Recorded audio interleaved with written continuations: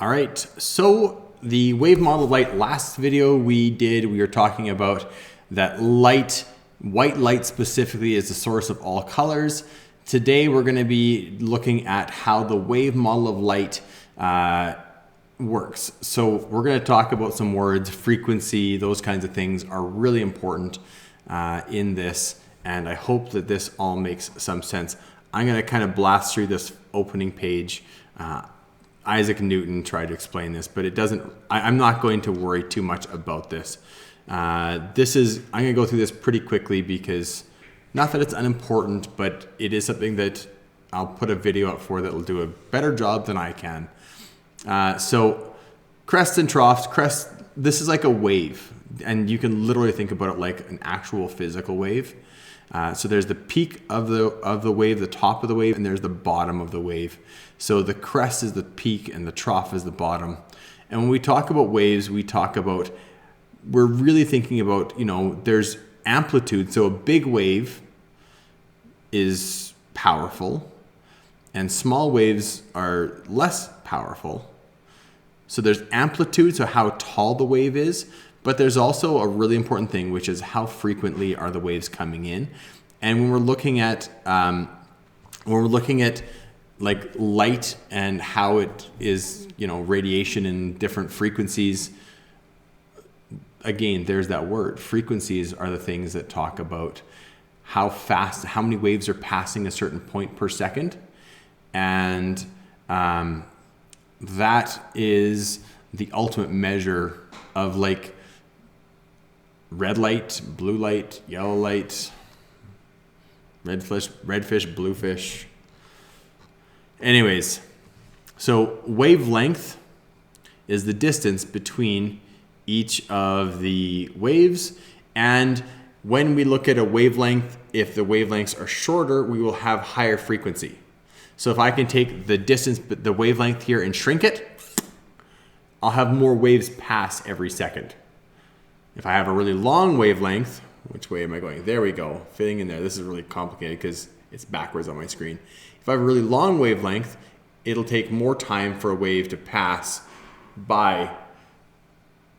If I have a short wavelength, waves are passing by way faster. So wavelength affects frequency. I already talked about amplitude, how tall the waves are. Frequency is the thing that we're measuring, though. We're measuring hertz. So if something vibrates 20 times a second, its frequency is said to be 20 hertz. 20 times the wave passes per second. Make sense? So frequency and hertz are probably our biggest measuring tools we're going to talk about in this. Frequency, hertz, and wavelength are the essential pieces. So the wave model of light is this thing that we're talking about. Again, I'll have a really good video up for you from someone. So when we're looking at this, this beautiful picture of a sunset, and we've all seen really pretty sunsets in our lives. The reason why sunsets are the way they are, the reason why they're the color they are, actually has to do, and I'll put a video up for this as well, has to do with wavelength. So a longer wavelength light, which means it actually has less energy, like red light, if there's a particle in the atmosphere, let's say a dust particle, red light, if it has a really long wavelength, stands a better chance of being able to get by this particle than something that has a way shorter wavelength. It's more likely to hit the particle and bounce in the wrong direction as opposed to being able to continue on its path. So the longer wavelength, lower frequency lights like red are able to pass through and skip and bounce or skip over or miss those particles, where the shorter wavelength ones are more likely to strike it and bounce in the wrong direction. That's why red light and yellow light and orange light are more prevalent inside of sunsets, is because they're longer wavelength lights, whereas you don't really see much in the way of blue in the sunset itself. Oh, that's the first half of lunch done. You don't see much blue in the sunset portion because the blue is filtered out. So by the particles. And that is what this is talking about here. I'll put up a really good video about sunsets and things like that for you. Laser light is another thing that has to do with this frequency. I'll put up a really good video about laser light as well. So when we're looking at white light contains a whole bunch of different frequencies of light traveling at the same time. That white light is what we would call incoherent light, meaning that the waves are traveling at different frequencies in different directions, and there's different frequencies present. What a laser does is a laser is what's called coherent light, which means that laser actually stands for, laser is an acronym, it's light amplification through the stimulated emission of radiation.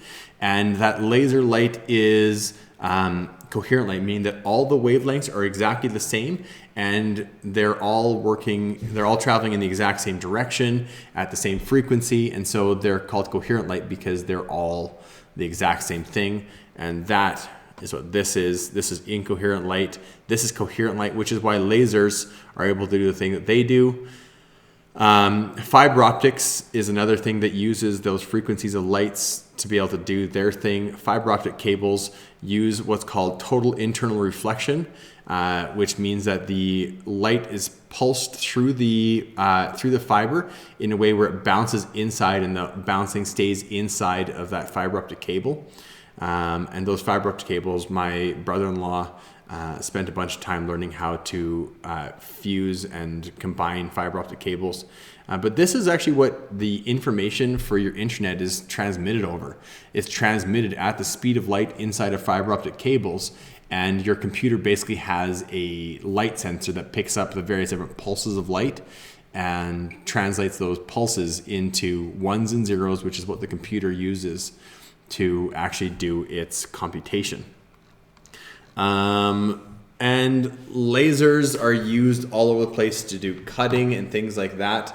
A friend of mine has a laser table, and he can cut stuff out on his laser table that I marvel at, and it just cuts through metal like a hot knife through butter.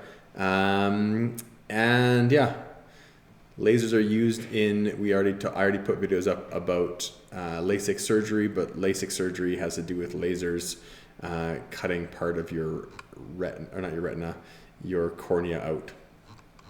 So that, I know I said that this would be fast, and I know I went fast. You should probably read through the textbook on your own and just get your hands on it yourself, so you're not just watching this really quick video of me explaining kind of the essentials. Read through it and take a look at it yourself.